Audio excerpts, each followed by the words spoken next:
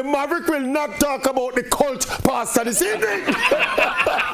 But after bowing so embarrassingly to England in the first game, World T20 champions the West Indies will be trying to save face against South Africa in their next game tomorrow.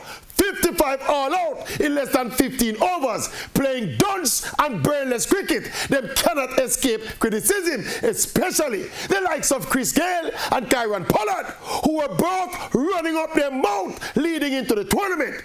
After all that chattings, the best thing they could have do. 55 all out. And this we are talking about, Universe Boss. Make the bat do the talking and stop arguing with journalists and pundits. Because journalists and pundits will always have the last laugh.